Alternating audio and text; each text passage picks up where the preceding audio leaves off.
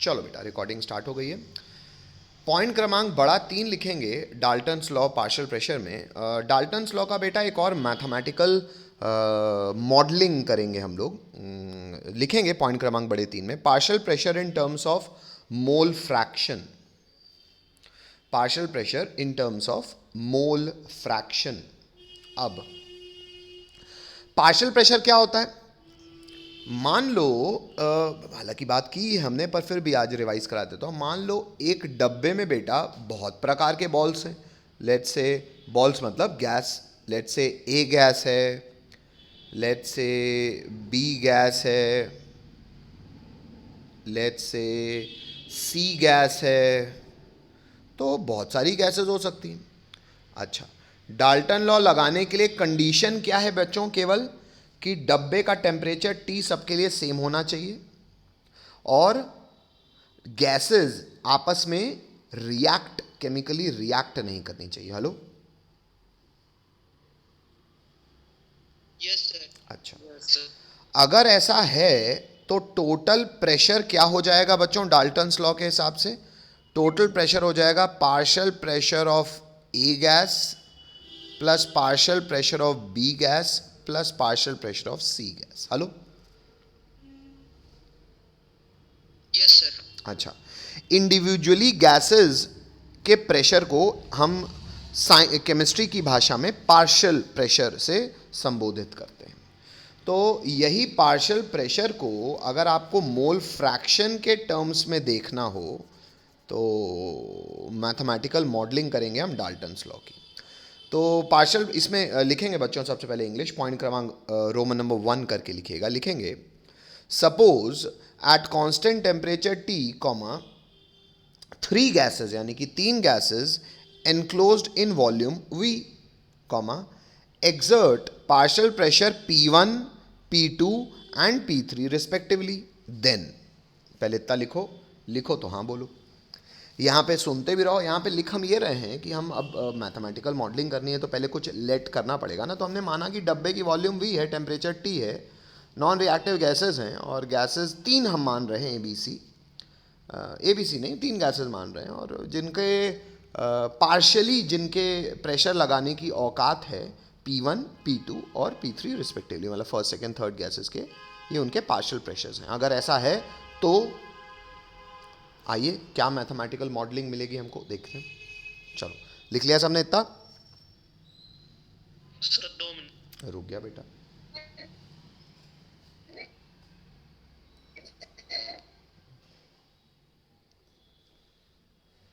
हैं कि सब लोग को आइडियल गैस इक्वेशन पता ही है, PV इक्वल टू nRT। तो ये हर गैस के लिए लग जाएगी। तो जो पहली गैस है उसका प्रेशर अगर P1 है तो P1 किसके बराबर हो जाएगा? nRT के हिसाब से N1RT अपॉन V। R तो कांस्टेंट होता है, T टेम्परेचर हमने फिक्स मान लिया है सबका और डब्बा सबके लिए वॉल्यूम V का है तो V फिक्स हो गया। बस N1 क्या हो गए? नंबर ऑफ मोल्स किसके? पहली गैस के। तो पहले ये लिख लें, N1 N2 N3 नीचे लिख लेंगे पर पहले आप ये मैथमेटिकल मॉडलिंग लिख लें कि P1 बराबर हो जाएगा N1RT अपॉन V के। लिख लिया सबने? Yes sir. चलो नेक्स्ट लाइन से लिखो बेटा, खुद ही सोच के बताओ P2 किसके बराबर हो जाएगा? N2RT by V। लिख लो, लिखा नहीं है लेकिन आप लिख लो। P2 क्या हो जाएगा? N2RT अपॉन V और P3 क्या हो जाएगा? N3RT upon V। ठीक है, इतना लिखने के बाद नेक्स्ट लाइन से लिख लीजिए। हमने क्योंकि डिफाइन नहीं किया है तो लिख लेंगे नेक्स्ट लाइन से where N1, N2 and N3 ये क्या है बेटा? Moles of moles 3 gas. Gases. इतना लिखें तो हाँ बोलें।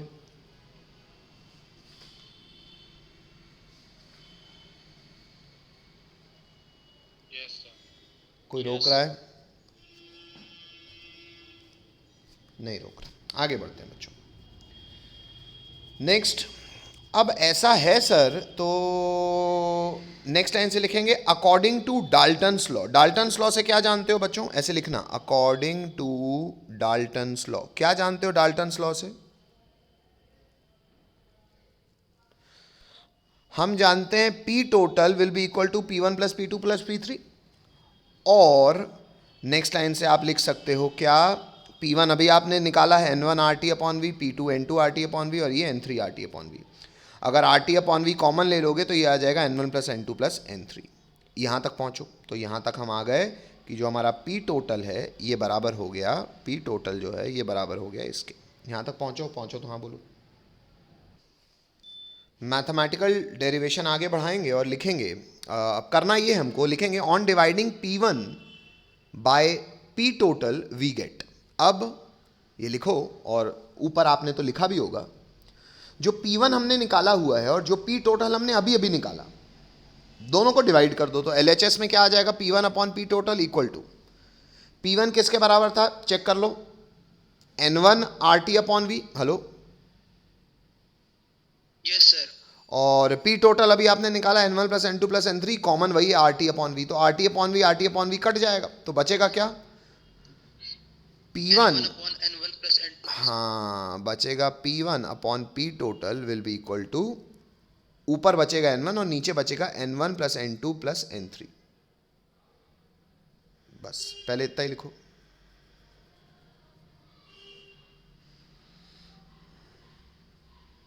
इतना लिखो तो हाँ बोलो।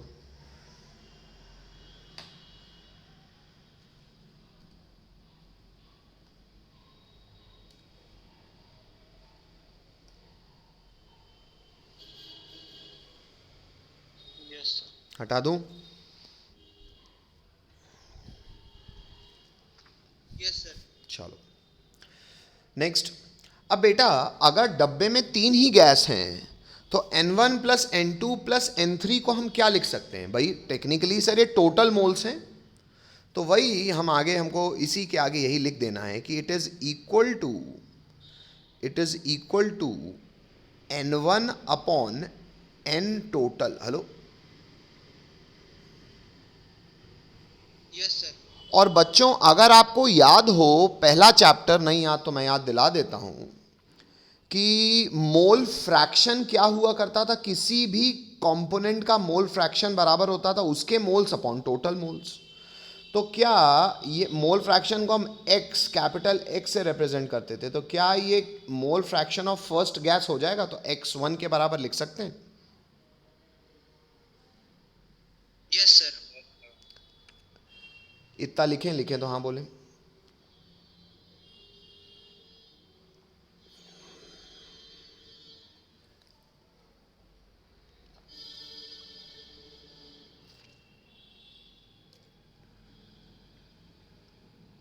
यस सर, हटा दूं? हो गया सर, चलो, तो अगर इतना आप जान गए हैं तो पहले आप थोड़ा सा डिफाइन कर दें, क्योंकि हम तो पिछला जानते थे, यहाँ पे तो हमने डिफाइन नहीं किया है, तो 2 चीज़ अभी भी डिफाइन नहीं की है, तो लिखेंगे वेयर N टोटल क्या कहलाएगा इंग्लिश में, टोटल मोल्स ऑफ गैसेस, और x1 क्या कहलाएगा बच्चों, तो x1 is called mole fraction of कौन सा गैस, फर्स्ट गैस। तो लिखा, हाँ तो लिखा हुआ है x1 is called mole fraction of first gas, और n टोटल कहलाएगा टोटल मोल्स ऑफ गैसेस। इतना लिखो तो हाँ बोलो। हाँ बेटा, सर एक्चुअली वो थोड़ा नेटवर्क कनेक्शन में बहुत ज़्यादा पुअर है, तो वो जो P3 N3 RT अपन V के बाद एक बार और बता देंगे। हाँ बेटा, एक बार फिर से देख लो, अभी लिखो मत बेटा, क्योंकि अभी पेज में जगह छोड़ दो, क्योंकि रिकॉर्डिंग में तो आपको मिल ही जाएगा, पर मैं बता दे रहा हूँ क्या है भाई। P1 P2 P3 हमने निकाल दिया, तो P टोटल हो जाएगा तीनों का समेशन, P1 P2 P3 की वैल्यू पुट कर दी तो RT अपॉन V कॉमन आ गया, तो अंदर आ गया N1 plus N2 plus N3। अब मैं P1 को P टोटल से डिवाइड कर रहा हूँ, P1 आपने लिखा हुआ है, P टोटल सामने है, तो P1 अपॉन P टोटल को अगर डिवाइड करोगे तो RT अपॉन V का फैक्टर कट जाएगा, बचेगा N1 upon N1 plus N2 plus N3, और N1 plus N2 plus N3 क्योंकि डब्बे में टोटल मोल्स हैं तो उसको मैं रिप्रेजेंट कर रहा हूँ N टोटल से, ये n, और n1 अपॉन n यानी कि mole fraction of first gas upon total moles, ये कहलाता है मोल फ्रैक्शन, जिसको हम कैपिटल X से रिप्रेजेंट करते हैं। तो ये बराबर हो गया x1 के। नीचे डिफाइन भी कर दिया है कि n टोटल मोल्स हैं और x1 मोल फ्रैक्शन है फर्स्ट गैस का। यहां तक हम लोग लिख चुके हैं। यहां तक आप इसमें पन्ना छोड़ दो, समझने में कोई दिक्कत? नहीं सर, समझ में तो आ गया। चलो ठीक है बेटा।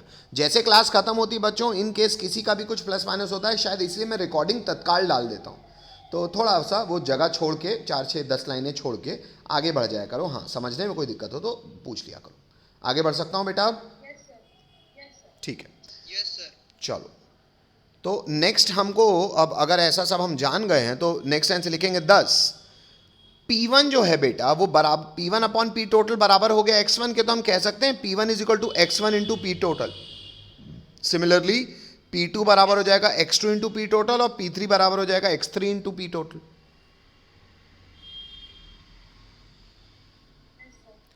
Yes sir. इतना लिखते रहिए, और इसी के साथ हम निष्कर्ष लिख सकते हैं। यहां पे हमने इस मैथमेटिकल मॉडलिंग से ये समझ में आ गया हमको, तो देयरफॉर करके कोई दूसरे पेन से निष्कर्ष लिखेंगे। किसी भी गैस का पार्शियल प्रेशर, तो लिखा हुआ partial pressure of a gas, किसी एक गैस का पार्शियल प्रेशर किसके बराबर होगा? मोल फ्रैक्शन, उसी के मोल फ्रैक्शन के इनटू टोटल प्रेशर के। Hello, yes sir. इतना लिख। नेक्स्ट बच्चों, अब मैथमेटिकल मॉडलिंग पूरी करने के बाद आपको ये चीज़ समझ में आई है कि नहीं, आइए इसको चेक करने के लिए एक बहुत ही अच्छा सा एनसीईआरटी का एग्जाम्पल कर लें। तो ये मैं पहले आपको कराऊंगा नहीं, पहले मैं चाहूंगा आप खुद प्रयास करें, पर पहले क्वेश्चन एग्जाम्पल करके लिख लो। एग्जाम्पल, डाल्टन्स लॉ समाप्त होता है, पर उसको समझ में आया कि नहीं समझने के लिए सवाल करेंगे। क्वेश्चन लिखेंगे, a neon dioxygen mixture contain 70.6 gram dioxygen and 167.5 gram neon, full stop. If pressure of the mixture gases in the cylinder is 25 bar, full stop, what is the partial pressure of dioxygen and neon in the mixture? पहले बच्चों इसकी English लिख लें, लिखें तो हाँ बोलें। फिर भले आपको अटेम्प्ट करना हो तो इसको रफ में कर लो एक बार, या फिर अगर आपको अच्छे समझ में आ रहा हो तो फेयर में भी कर सकते हो, पर हाँ कैलकुलेशन ईमानदारी से करना बच्चों। भले समय लग जाए कोई दिक्कत नहीं है, कैलकुलेशन ईमानदारी से करना। चलो प्रयास करो। फॉर्मूले, मैथमेटिकल फॉर्मूले में अब आपको कुछ नहीं बताने में, मुझे केमिस्ट्री पूरी हो गई है। अब इसके बाद बचा है आपका कॉमन सेंस, इंग्लिश समझने का ज्ञान और मैथ्स, और बाकी सब तो ठीक है पर कॉमन सेंस कॉमन नहीं है। और एक्चुअली ये मेरी ये बात कि word problem actually is the only problem, क्योंकि सवाल रहता है इंग्लिश में, और एक्चुअली फिजिक्स और केमिस्ट्री में यही कहानी है कि भैया पढ़ते तो थ्योरी है सर, करने सवाल होते हैं, तो सवालों को इसके थ्रू थ्योरी समझने के लिए रिवीजन बहुत स्ट्रांग चाहिए। और शायद वही मैं बार बार कहता रहता हूँ कि रिवीजन करो, नोट्स पढ़ो, लेकिन वही है जितने माने। चलो सवाल सबने लिख लिया?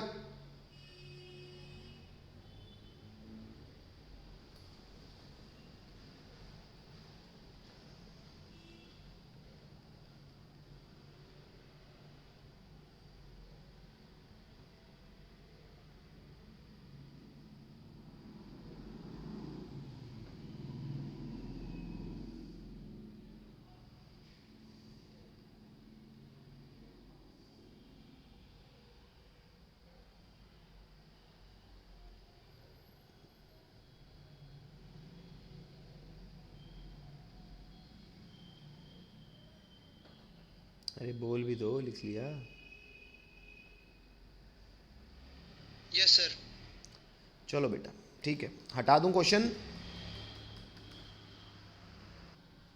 अब सवाल बेटा सही कंडीशन थे। सबसे पहले क्योंकि सर हमको वजन दिया है तो हमको मोल्स निकालने पड़ेंगे, तो सबसे पहले निकालेंगे number of moles of dioxygen.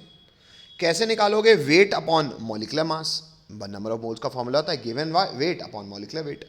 Oxygen का वजन दिया है 70.6 और ऑक्सीजन मतलब O2 होता है, तो 16 2 जा 32 मोलर मास हो गया। ये आ गया 2.21 मोल, लिख लो। कर लिया हो तो हाँ बोल सकते हो, कोई रोकना चाहे तो रोके। पहले इतना लिखो। चलो, कोई रोक रहा है? नहीं। नेक्स्ट, अगर सर ऑक्सीजन के मोल्स इतने आ गए तो अब दूसरी गैस के मोल्स निकालो, तो नियॉन के मोल्स हो जाएंगे 167.5 अपॉन नियॉन का मॉलिक्यूलर मास कैसे आएगा? शायद आपको ये पता है कि नियॉन 10वां एलिमेंट है, तो लगभग मॉलिक्यूलर मास इंटू 2 होता है, तो 20 उसका मॉलिक्यूलर मास हो गया। तो ये उसको सॉल्व किया तो 8.375 मोल्स आ गए किसके? नियॉन के। सबसे कठिन काम डिवाइड करना, ये लिख लो।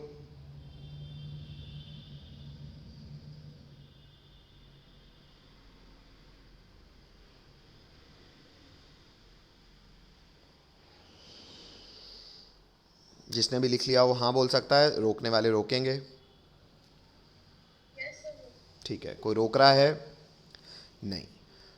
अब सर दोनों के मोल्स आ गए तो दोनों के मोल फ्रैक्शन निकालने हैं, तो पहले गैस का मोल फ्रैक्शन क्या होगा? लेट्स से डाइऑक्सीजन का निकाल रहे हैं, तो मोल फ्रैक्शन ऑफ डाइऑक्सीजन क्या हो जाएगा? मोल फ्रैक्शन क्या होता है? तुम्हारे मोल्स अपॉन टोटल मोल्स। दो ही गैस हैं, तो ऑक्सीजन के मोल्स कितने निकाले हैं ऊपर? 2.21। टोटल मोल्स कितने हो जाएंगे? ऑक्सीजन के मोल्स प्लस नियॉन के मोल्स दोनों को जोड़ दिया तो ये आ गया 10.585। इसको डिवाइड किया तो आ गया 0.21। हेलो, अब एक्चुअल सच्चाई ये है बेटा, दो गैस मिला के ही टोटल गैसेस हैं, तो दूसरे गैस का मोल फ्रैक्शन आपको सॉल्व करना हो तो सॉल्व कर लो, वरना सिंपली कैसे निकाल सकते हो? मोल फ्रैक्शन हमेशा 1 के बराबर होता है, तो 1 से माइनस कर दो पिछले वाले को। तो पहले तो मैं नॉर्मली निकाल रहा हूँ कि नियॉन के मोल्स हो जाएंगे नियॉन के मोल्स अपॉन टोटल मोल्स। इसको सॉल्व करोगे तो भी 0.79 आएगा, और अगर 1 से माइनस कर दो ऊपर वाले के मोल फ्रैक्शन को यानी कि 0.21 को, तो भी 0.79 आएगा। तो मैंने ब्रैकेट में वो भी किया हुआ है। लिखो, जो लिखे वहाँ बोले। दिक्कत हो तो पूछो, रोकना हो तो रोको।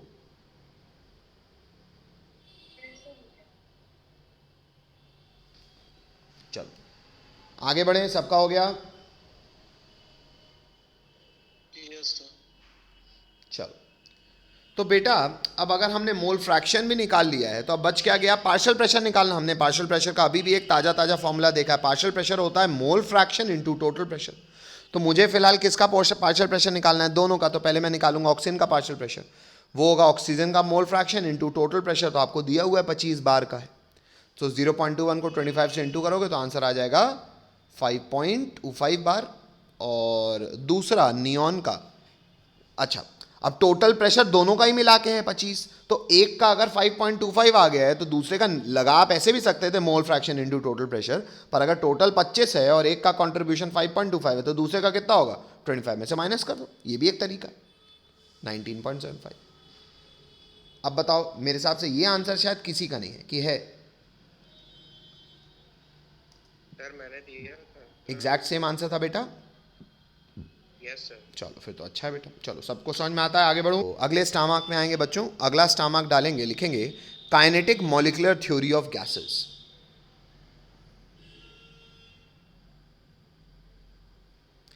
Kinetic molecular theory of gases. लिखें तो हाँ बोलें।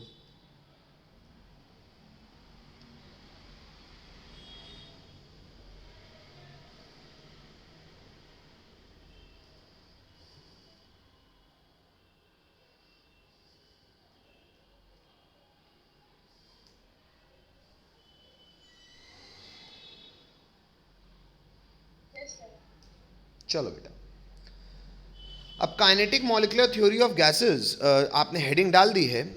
इसमें डालेंगे सबसे पहले पॉइंट क्रमांक कैपिटल ए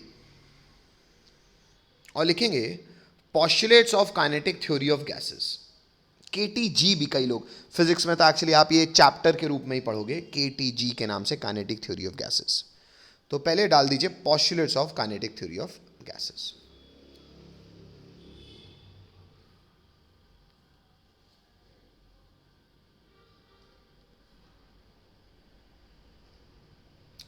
अभी मैं समझा कुछ नहीं रहा, मैं केवल पहले लिखवा रहा हूं, उसके बाद हम इसको इकट्ठा समझेंगे, समझने का कोशिश करें। अब सुनेंगे बेटा पहले मेरी बात को ध्यान से, अब हमको समझने का समय आ गया है। अब सबसे पहले सर हमने गैस के लॉज पढ़ लिए, डाल्टन्स लॉ पढ़ लिया जो कि गैसेस पे लगता है, ये आगे KTG पढ़ने की क्या ज़रूरत है? तो बेटा actually kinetic theory of gas इसलिए बनाई गई, सबसे ज़रूरी बात इसके पीछे की, कि जो भी गैस के नियम थे ना बेटा, जो भी आइडियल गैस इक्वेशन तक आप पहुंचे हो statistically, P V is equal to N R T, जिसको आप मैथमेटिकली प्रूफ तो नहीं कर सकते, पर हमने फिर भी गैसेस के लिए ये एक इक्वेशन बनाई है जो कि कहलाती है आइडियल गैस इक्वेशन। अब आप मुझे एक बात बताओ कि प्रैक्टिकल लाइफ में क्या आइडियल फादर मिलता है एकदम बेस्ट? हम छोटे रहते हैं तो हमें लगता है कि हमारे पापा हीरो हैं, जैसे जैसे हम बड़े होने लगते हैं हमें उनमें कमियां दिखने लगती हैं। पापा को अपने बच्चे नहीं लगते, हमको अपने मम्मी नहीं लगती, मम्मी को अपने बच्चे नहीं लगते। मुझे आप एज अ स्टूडेंट आप आपत्तियां दिखेंगी, आप मुझ में एज अ टीचर दिखेंगी। तो क्या नेचर में कोई भी आइडियल स्थिति है?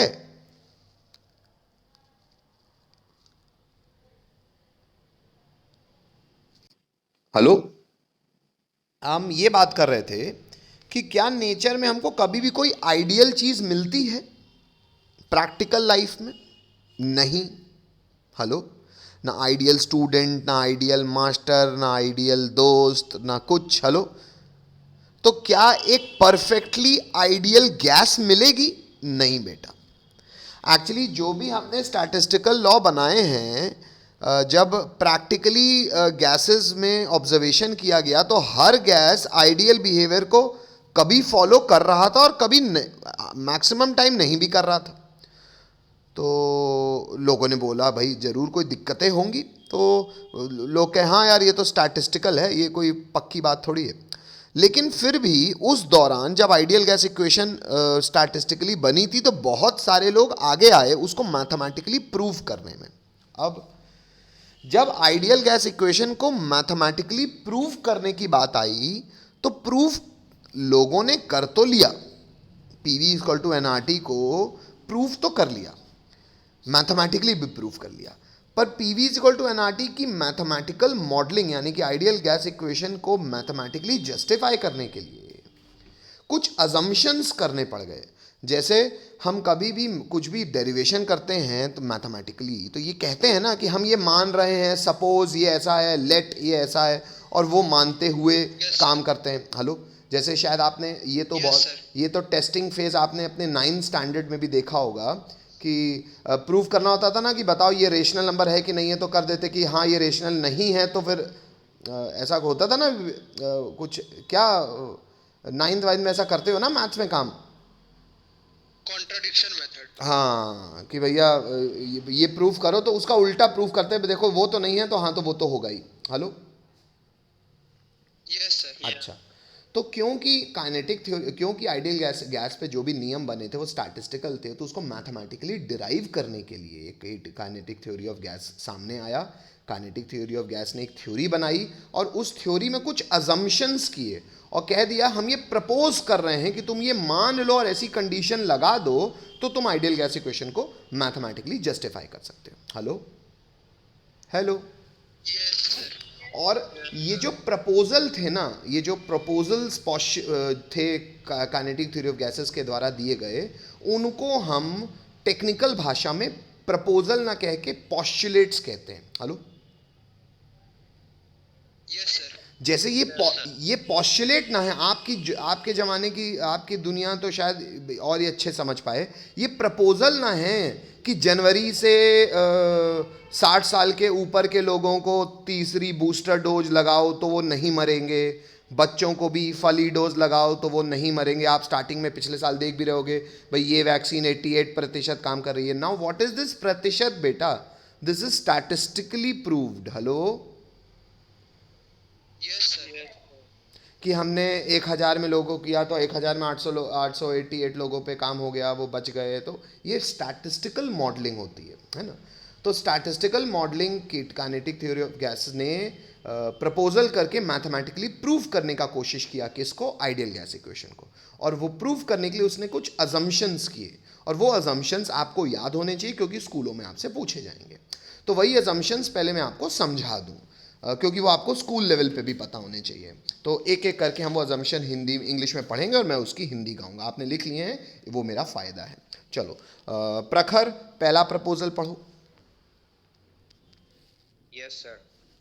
Gases consist of large number of identical particles, that is atoms or molecules, that are so far and so small that the actual volume of the molecule is negligible in comparison to the empty space between them. बस, तो सबसे पहले ये assume किया गया कि भैया एक वॉल्यूम में किसी भी हम एक फिक्स्ड वॉल्यूम को अज्यूम करेंगे और उसमें जो भी गैस हो, अब वो गैस O2 की हो कि N2 की हो कि H2S की हो कि ओजोन की हो कि CO2 की हो, हमको कोई फर्क नहीं पड़ता।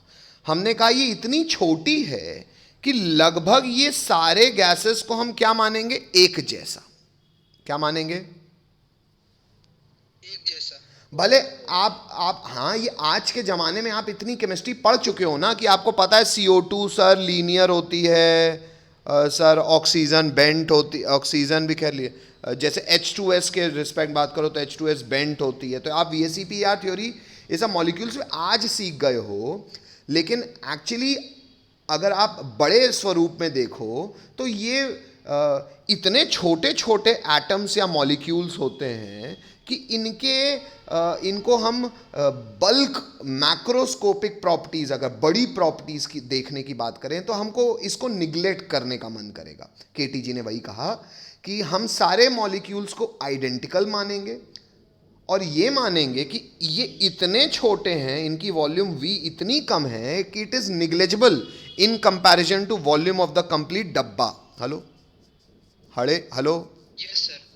ये हमने अज्यूम किया कि इतने छोटे हैं कि ये सब आइडेंटिकल माने जाएंगे और in comparison to the complete volume इनका वॉल्यूम क्या होगा, निग्लेजिबल। Hello, Yes, sir. ये पहला अजम्पशन है। ठीक है, अजम्पशन क्रमांक 2 पढ़ेगा आयुष, पढ़ो।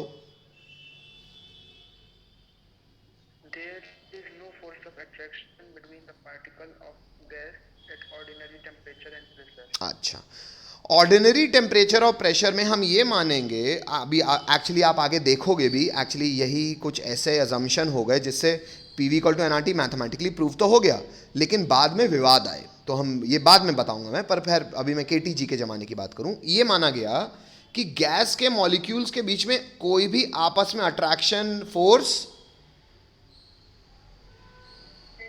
नहीं होगा, नहीं है। ये हम अज्यूम कर रहे हैं। ठीक है, नेक्स्ट अगला प्रपोजल शिवम पढ़ो। Particles of a gas are always at constant and random motion. They move in all possible direction in a straight line. ठीक है, ये तो शायद आपने 9-10 में ब्राउनियन मोशन पढ़ा भी होगा। ये शायद आपने कभी सुबह उठ के देखा भी होगा कि अंधेरे में एक सूरज की किरण जब आती है तो सूरज की किरण आपको इसलिए दिखती, टिंडल इफेक्ट सुना भी होगा आपने, हम पढ़ेंगे भी हालांकि इसको 12वीं में और अच्छे से, पर इतना आपने शायद सबने देखा होगा। वो धूप की किरण जब आती है, सूरज की किरण अंधेरे कमरे में, तो आपको वो पूरा पाथ ऑफ लाइट दिखने लगता है। क्यों दिखता है? क्योंकि कुछ पार्टिकल्स आपको दिखते भी होंगे, वो खट खट खट खट जिगजैग मोशन में मूव भी करते रहेंगे। ये सब ने देखा होगा, इसे कहते हैं Brownian motion. Hello, Yes, sir. Yeah. यही वाली बात क्योंकि हमने देखा भी है सब ने, तो उस ज़माने में इन्होंने भी यही कहा कि भाई हर मॉलिक्यूल जो होगा हमेशा मोशन में रहेगा और मोशन में रहेगा और हमेशा स्ट्रेट लाइन में ट्रैवल करेगा और जिगजैग एक मोशन में हमेशा रहेगा। हेलो, और कभी कभी भी इसका काइनेटिक एनर्जी जो इसको चाहिए है मूव करने के लिए, वो कभी ख़त्म नहीं होगी, वो उसके पास हमेशा रहेगी। ये है अगला प्रपोजल। Hello, Yes, sir. ठीक है, नेक्स्ट कनिका अगला पढ़ो। During their random motion, they collide with each other and make the walls of the container. अच्छा, ये रैंडम मोशन के दौरान ये एक दूसरे से भी टकराएंगे और जिस डब्बे में है उस डब्बे की वॉल से भी टकराएंगे। Hello, Yes, sir. Yes, sir. Kartikeya अगला पढ़ो। Collisions of gas molecules collision, are perfectly collision, करोजन नहीं, कोलिजन, कोलिजन। collision ही तो बोल रहा हूँ सर। हाँ ठीक है, फिर से बोलो बेटा। This means the total energy हाँ of the शुरू से, molecule before हाँ शुरू से। अच्छा collision of gas gas molecule are perfectly elastic. This means the total energy of molecule before and after remains the same. ठीक है। अब शायद आपने फिजिक्स में अगर 1-2 डायमेंशन पढ़ लिया होगा तो आप इलास्टिक कोलिजन नाम की चीज जानते हो Yes sir, जानते हैं. अच्छा, Yes, sir. नहीं जानते हो तो भी मैं बता देता हूं, जानते हो तो फिर से सुन लो कि कभी भी दो लोग आपस में कोलाइड करते हैं ना बेटा, तो ये फिजिकली सच्चाई है, जब टकराते हैं तो टकराने में कुछ एनर्जी वेस्ट होती है, लेकिन कई केसेस ऐसे होते हैं जब कोलिजन परफेक्टली इलास्टिक होता है। इलास्टिक कोलिजन मतलब एनर्जी और मोमेंटम दोनों कंजर्व्ड रहता है। Hello Yes sir. Hello Yes sir. तो हम यही मानेंगे कि जब मॉलिक्यूल्स आपस में कोलाइड करेंगे और जब डब्बे की वॉल से कोलाइड करेंगे, इस दौरान ये सारे कोलिजन परफेक्टली इलास्टिक रहेंगे, मतलब इनका मोमेंटम और एनर्जी दोनों कंजर्व्ड रहेगी। Hello Yes sir. ठीक है, नेक्स्ट अगला बचा है प्रखर, पढ़ो। Yes, sir. It is assumed that the average kinetic energy of the gas molecule is directly proportional to the absolute temperature. अब यही average directly proportional to T in Kelvin. ठीक है, अब हमको इंडिविजुअली हर मॉलिक्यूल्स की एनर्जी से मतलब नहीं है, हम सब मॉलिक्यूल्स की एवरेज काइनेटिक एनर्जी की बात कर रहे हैं। एवरेज कैसे निकलता है बच्चों? सबकी काइनेटिक एनर्जी को ऐड कर दो divided by number of molecules. Hello Yes sir. बोला गया ये जो एवरेज काइनेटिक एनर्जी होगी ये डायरेक्टली प्रोपोर्शनल होगी केल्विन टेम्परेचर के। शायद ये समझना तो और ही आसान है भैया, जितना ज़्यादा टेम्परेचर होगा उतनी ज़्यादा काइनेटिक एनर्जी होगी। हेलो ये तो जानते ही हो भाई, जितना ज़्यादा टेम्परेचर उतना ज़्यादा मूवमेंट, जितना ज़्यादा मूवमेंट उतनी ज़्यादा काइनेटिक एनर्जी। काइनेटिक एनर्जी से हमने फॉर्मूला 9वीं 10वीं में सुना होगा, हाफ mv² टाइप का। Hello Yes sir. अच्छा, Yes sir. अब बेटा एक्चुअल सच्चाई ये है कि बोर्ड्स, जेई मेंस और नीट के लेवल तक आपको अगर इतनी बात भी पता है कि प्रपोजल्स अजम्पशंस क्या थे, और ये अजम्पशंस को मान के हमने आइडियल गैस इक्वेशन को मैथमेटिकली प्रूफ कर लिया। Hello hello Yes sir. ठीक है बेटा, एक नोट डाल के नेक्स्ट लाइन से लिख देंगे। ये नोट हालांकि डिराइव भी कराया जा सकता है, पर ये आपका फिजिक्स में आपको कराया जाएगा। नहीं तो कभी भी आप अगर वो करोगे, अपने सवाल लगाओगे, तो हालांकि मेंस तक के क्वेश्चनों में आपको नहीं इसके डेरिवेशन की मदद मिले, आवश्यकता पड़ेगी। फिर भी अगर लगता है कभी तो मैं बाद में ये करवा दूंगा। फिलहाल मैं नोट डाल के आपको केवल ये बता रहा हूँ, जब आइडियल गैस इक्वेशन को मैथमेटिकली डिराइव कर दिया गया इन अजम्पशंस की बदौलत, इसके साथ साथ काइनेटिक थ्योरी ऑफ गैस ने अपनी एक खुद की इक्वेशन मैथमेटिकली डिराइव की। तो हमको केवल वो मेंस तक के लिए हमको केवल वो एंड रिजल्ट पता होना चाहिए। तो नेक्स्ट लाइन से लिखेंगे काइनेटिक गैस इक्वेशन।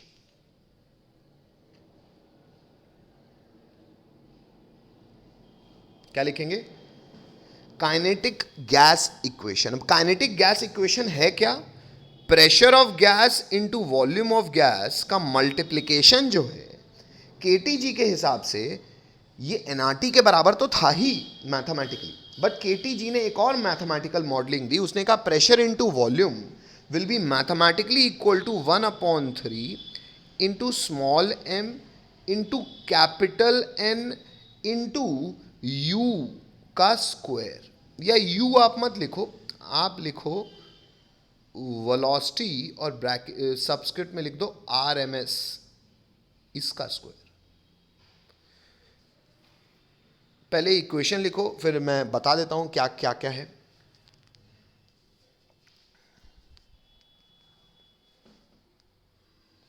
लिखा सबने इतना? चलो नेक्स्ट लाइन से लिखो, वेयर कैपिटल P क्या है बच्चों, इंग्लिश बोलो। Pressure. पूरा प्रेशर ऑफ गैस। आगे बढ़ जाऊं मैं? Yes sir. Where next line से लिखो कैपिटल P क्या कहलाएगा इंग्लिश में? Pressure of gas. Capital V क्या कहलाएगा? Volume of gas.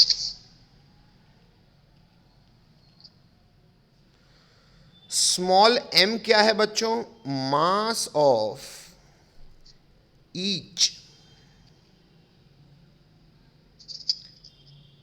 Gaseous particle. डब्बे के अंदर v वॉल्यूम में जितने भी गैशियस पार्टिकल होंगे उनका मास, और हम अज्यूम कर ही चुके हैं कि सबका मास, सबको हम आइडेंटिकल ही मानेंगे तो सबका मास भी लगभग सेम ही मानेंगे, तो m भी सेम होगा सबका। कैपिटल N क्या है बेटा? Number of gaseous particles. एक डब्बा जिसकी वॉल्यूम v मान रहे हैं उसके अंदर कितने गैशियस पार्टिकल्स हैं उनकी संख्या को हम कैपिटल N मानेंगे। Hello, yes sir. और ये जो लिख लिया सबने, आगे बढ़ूं? Yes sir. और ये जो एक और हमने v लिखी है लेकिन सबस्क्रिप्ट में RMS लिख दिया है, ये कहलाता है रूट मीन स्क्वायर वेलोसिटी। किसका? ये क्या होता है सर? बताऊंगा बेटा, ऑब्वियस सी बात है, बताऊंगा ही। Root mean square velocity. अब लिखते भी रहो सुनते भी रहो। देखो बेटा, जब गैसेस पे काम हुए और जब ये अजम्पशंस बनाए गए थे उस टाइम पे स्टैटिस्टिकली कुछ वेलोसिटीज भी डिफाइन की गई। केवल ये नहीं, इसके साथ दो और फेमस वेलोसिटीज हैं जो डिफाइन की गई। एक रूट मीन स्क्वायर है, एक एवरेज वेलोसिटी होती है, एक मोस्ट प्रोबेबल वेलोसिटी होती है। ये डिफाइन करके इसका इस्तेमाल कैसे और क्यों करना है दुनिया को एक कर्व के थ्रू समझाया गया जो मैक्सवेल बोल्ट्जमैन कर्व कहलाता है। वो मैं आपको वो भी करवाऊंगा, लेकिन वो कुछ समय बाद आपको नोट डाल के आज नहीं, कल या परसों की क्लास में कराऊंगा। फिलहाल रूट मीन स्क्वायर वेलोसिटी क्या है आप केवल ये मान लीजिए, it is a type of velocity जो गैशियस मॉलिक्यूल्स के लिए प्रैक्टिकली स्टैटिस्टिकली निकालना पॉसिबल होता है। Hello, yes sir. है ना? Yes sir. अब ये क्या है इसके बारे में और उल्लेख हम आगे की कुछ क्लासों में करेंगे, है ना? Hello, yes. क्योंकि वैसे भी मैं आपको इसका मैथमेटिकल डेरिवेशन तो दे ही नहीं रहा हूं। हेलो, हाँ, लेकिन ये जो आइडियल गैस इक्वेशन, ये जो काइनेटिक गैस इक्वेशन है, ये मैथमेटिकली डिराइव्ड है, ये स्टैटिस्टिकल नहीं है। Hello, yes sir. ठीक है, आगे बढ़ सकता हूं मैं? Yes sir. अब मैं अपने कंटेंट में दोबारा लौट आऊं, मेरा कंटेंट के बारे में भी फिर से कहानी कर दूं। केटीजी की आवश्यकता क्यों पड़ी? केटीजी की आवश्यकता पड़ी क्योंकि हमको गैस लॉ जो स्टैटिस्टिकल थे उनको मैथमेटिकली प्रूव करना था।